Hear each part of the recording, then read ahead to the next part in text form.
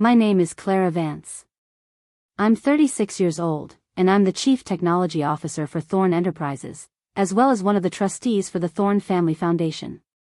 My dual role often puts me at the intersection of our family's past and its future, managing both the digital infrastructure that keeps our global real estate firm running and the generational wealth designed to support its descendants. Most days, it's a challenging but rewarding balance. Other days, it's just insulting. I was in my office, reviewing Q3 server logs, when the door burst open. Not knocked, burst. Julian Thorn, my cousin and one of the beneficiaries of the foundation, stood there, red-faced, holding his laptop like a weapon. He didn't even acknowledge my presence beyond a sneer. He slammed the laptop onto my polished oak desk, sending a jolt through my carefully organized workspace. "Fix my laptop, IT nerd," he demanded, his voice echoing off the glass walls. "It's not connecting to the VPN, and I have a golf tournament to register for. Now." He didn't wait for a response, just dropped the dead weight and turned to leave, already pulling out his phone. The screen of the laptop was cracked, a spiderweb radiating from the top right corner. I didn't say anything, didn't even sigh. I just watched him walk away, a familiar cold certainty settling in my gut. He thought I was his personal tech support. He was about to find out exactly what I was. To understand why Julian thought he could speak to me like that, you need to understand the Thorn family dynamic, and my place within it. My mother, Eleanor Vance, was Julian's father's younger sister. She married outside the immediate Thorn business, a brilliant but quiet academic, and while we were always part of the family, we weren't at the very center of the Thorn Enterprises power structure. I, however, had always been drawn to problem solving, to systems and logic. After earning my master's in cybersecurity, I joined Thorn Enterprises not as a legacy hire, but as an entry-level analyst. I worked my way up, proving my worth in every department, eventually becoming the CTO 5 years ago. My appointment as a trustee for the Thorn Family Foundation came a year later, a testament to my financial acumen and my understanding of the family's long-term vision, not just my technical skills. The foundation managed a substantial endowment, providing stipends, educational grants, and individual trust funds for family members, including Julian. The terms of these trusts were explicit. They were for responsible living, education, and fostering contributions to the family legacy, not for frivolous spending or enabling indolence. Julian, on the other hand, had always been the quintessential heir. His father, my uncle Robert, was the current CEO, and Julian had been raised with the expectation that he would one day effortlessly glide into a senior leadership role. The reality was, Julian had no discernible skills beyond spending money. He bounced between a series of consulting gigs, none lasting more than a few months, and relied heavily on his quarterly trust fund disbursement. He saw me, Clara, the IT nerd, who fixed everyone's tech issues, as just another cog in the family machine designed to serve his needs. He'd started calling me that nickname about 5 years ago, after I'd had to recover his entire presentation for a board meeting he hadn't bothered to back up. I'd done it, of course, because it was for the company, but the casual dismissal in his tone had stung even then. What I didn't understand yet was how deeply he truly believed I was beneath him. The laptop incident wasn't the first time Julian had treated company resources, or my time, as his personal property. A few months prior, he'd insisted I personally reconfigure his home network because his smart home system was acting up, complaining that his family legacy demanded a perfectly functioning environment. I'd explained that my role was for corporate systems, not residential, but he'd gone directly to Uncle Robert, who, with a sigh, had asked me to just handle it, Clara, for family peace. I spent an entire Saturday untangling a mess of incompatible devices and insecure settings, only to find he'd been using the company's secure VPN for streaming pirated movies. I'd quietly disabled his remote access to the corporate network from his home devices, citing security protocols, and sent him a polite but firm email detailing proper use of company assets. He'd never even responded. Then came the financial demands. The trust fund, while generous, had clear limits and conditions for early withdrawals or specific large expenditures. Julian was entitled to a quarterly stipend, but anything beyond that required a formal request and trustee approval, often involving a review of his financial planning or a clear, justifiable purpose. Over the last year, his requests had become increasingly frequent and audacious. He'd asked for funds to invest in a promising startup that turned out to be a friend's failed crypto venture, and later for a business trip to Monaco that coincided perfectly with the Grand Prix. Each time, I'd calmly denied his requests, explaining the trust's parameters and offering to connect him with financial advisors to help him budget his existing stipend. He'd respond with increasingly aggressive emails, accusing me of hoarding his money and questioning my loyalty to the family legacy. He even tried to bypass me, appealing directly to the other two trustees, my Aunt Carol and a longtime family attorney, Mr. Harrison. Both, thankfully, upheld my decisions, citing the clear terms of the trust. The final straw before the laptop incident came at the annual Thorne family gala. Julian, already 3 glasses of champagne in, cornered me by the dessert table. "Clara," he slurred, waving a hand dismissively at the array of pastries, "you know, it's really quite inconvenient having to ask you for my own money.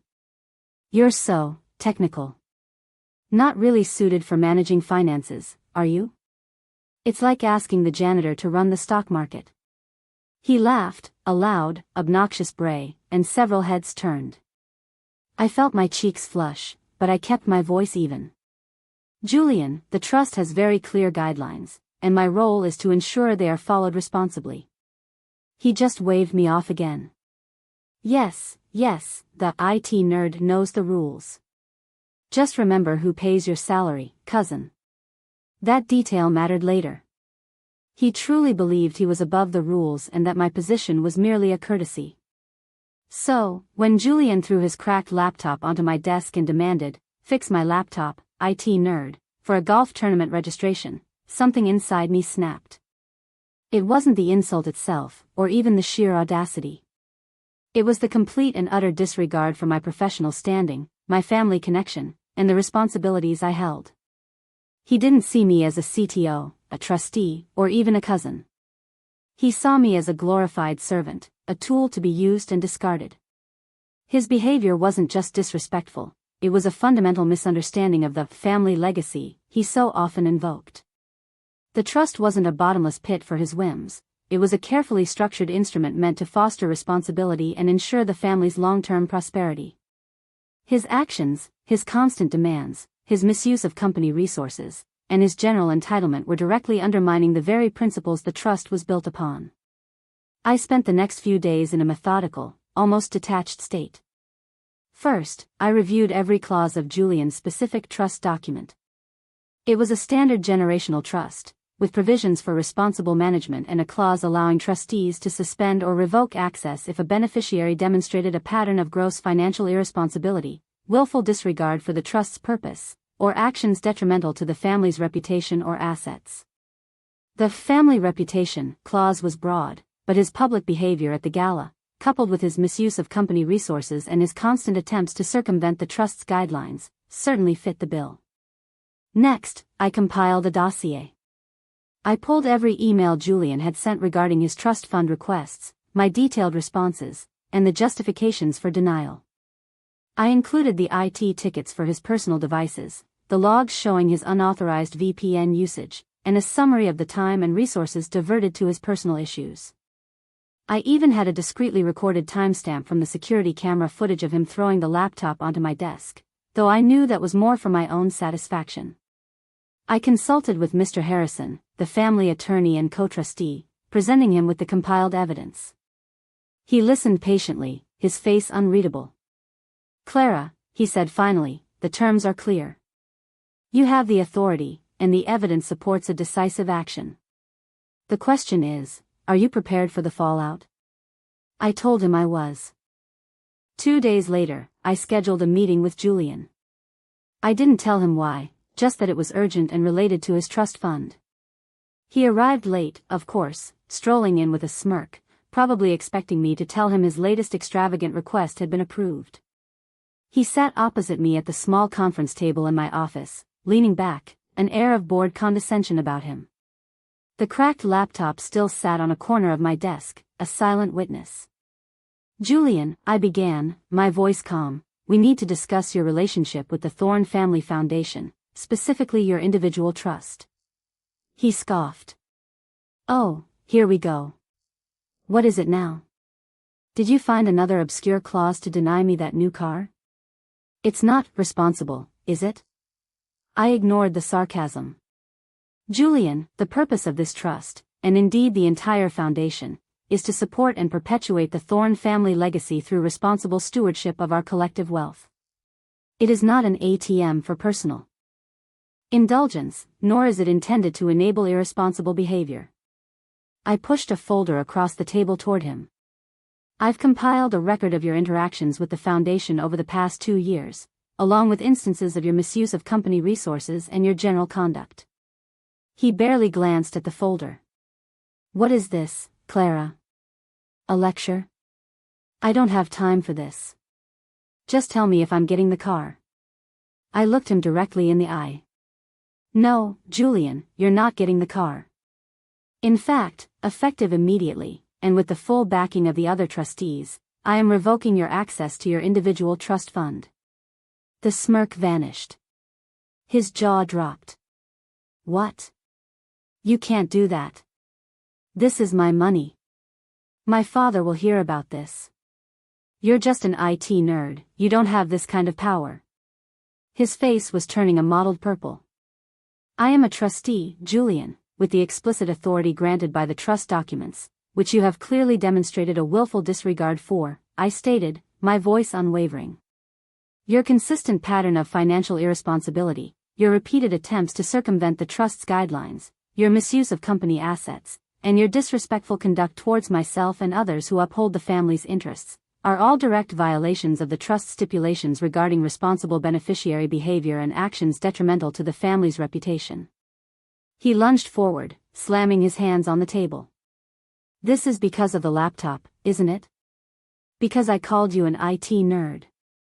You're petty, Clara. You're trying to ruin my life." "The laptop was simply the most recent example of a long-standing pattern, Julian," I corrected him. "Your access is revoked.